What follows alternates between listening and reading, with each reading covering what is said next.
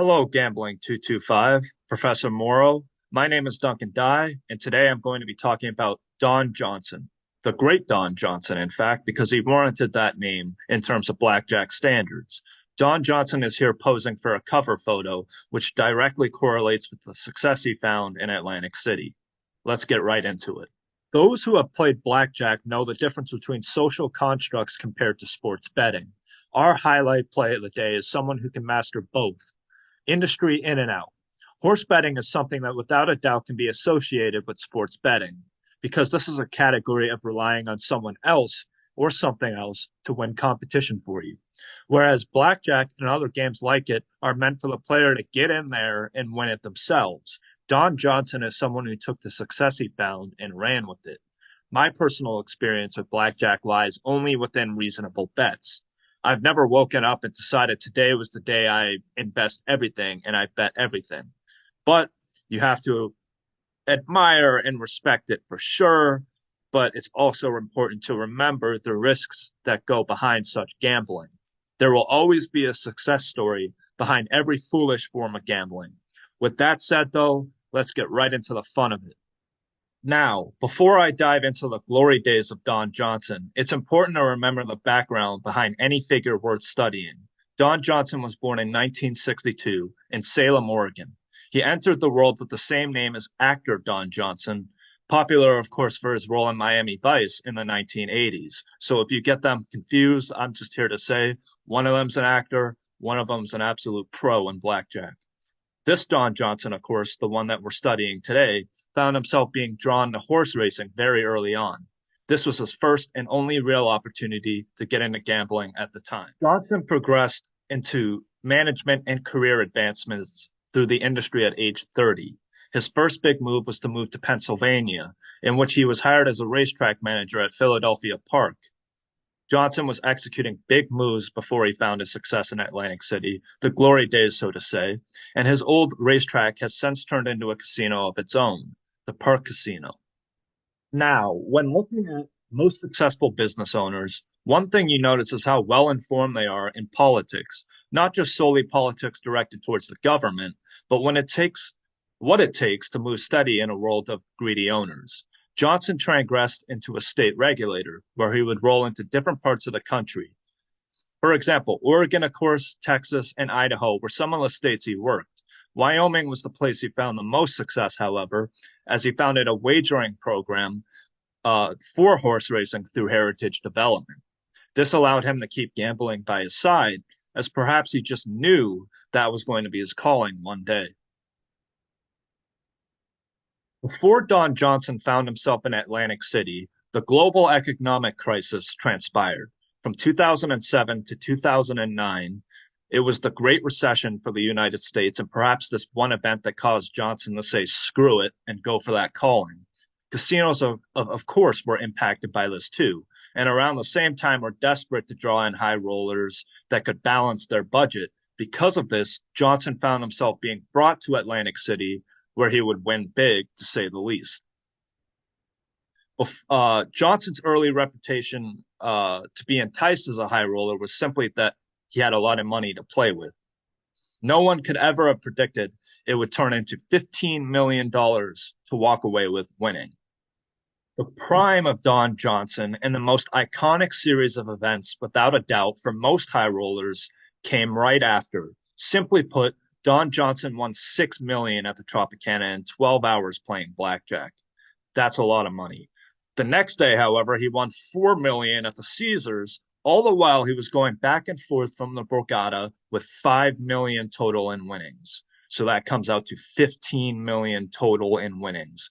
This total just snapped for a blackjack player, and he snubbed it all from Atlantic City. Johnson claims to have won 1.2 million on one hand, and his second highest hand was quoted at 800,000. Dealers were without a doubt frustrated and perhaps fearing that their jobs were on the line. When looking at explanations people can come up with on why Don Johnson was so successful in this sequence of time, many possible explanations were brought up. Johnson was believed to have used card counting strategies, which is basically keeping track of the dealer's cards. This, of course, gives a slight advantage to anyone who knows how to use it or utilize it, so to say. Strategies categorized on were high-low, KO, kiss the third, Zen count is another one listed. But to find the exact formula for these equations, they can be found in his bio on roulettesites.org. It's very interesting stuff, and it seriously can be associated with why he was so successful at the time.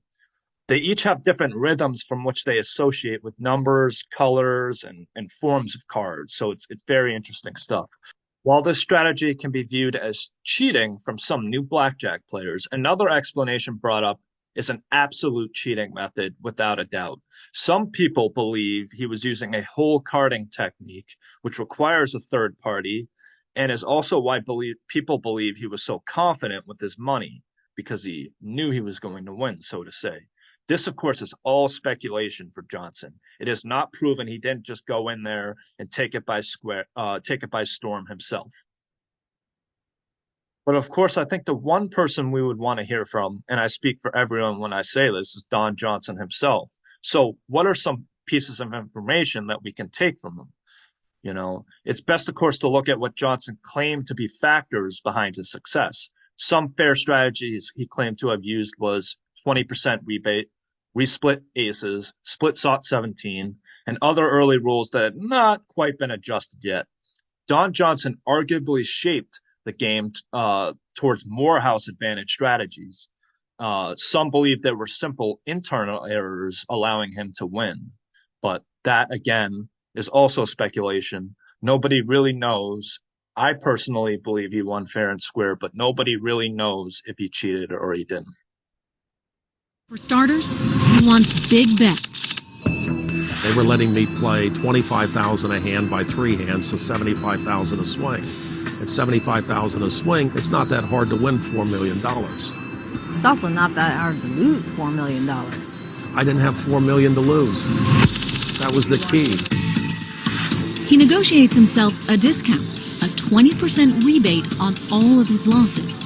And once Don's secured those advantages and discounts, he turns his attention to the rules of the game.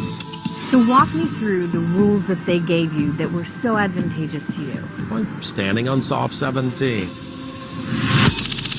If the dealer gets an ace-6, the dealer has to stand on that hand instead of taking another card. Doubling on any 2 cards. Doubling your bet. Yes, some places have rules that won't allow you to do that. Splitting hands up to 4 hands. Even with his rules, the 20% discount, and the big bets Don negotiated, the house still had a tiny advantage. There is a house edge built into it of about 0.253%. Not satisfied with those odds, Don figured out how to tip the game in his favor. You need to be better than the dealer. What did we learn from hearing from the man himself? He absolutely stands by his no cheating claim and associates his strategies with his success.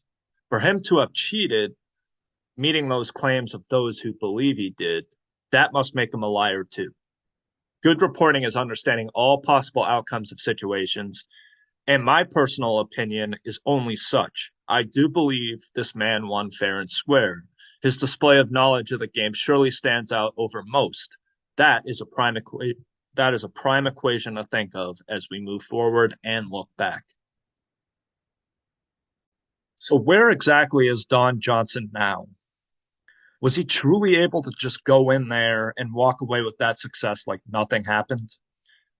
Well, he moved back to Pennsylvania with an estimated $5 million net worth today. He still has that wagering business, which he formed long before his success at the tables. He has been seen partying with celebrities, and it's very possible he became a womanizer from what I can tell. Me personally, just my personal opinion. There's photos available online. Of course, you see here he's partying. The booze are flying. He really is just soaking that all in, and that sequence of events really probably still lives with him to this day. And I personally don't blame him. He continues to be invited back, I believe. The house may not quite be ready to accept this loss just yet. You either die a hero or live long enough to see yourself become the villain, I guess. But as of today, he still has those winnings and has not gone back. He has done some interviews on his story as well.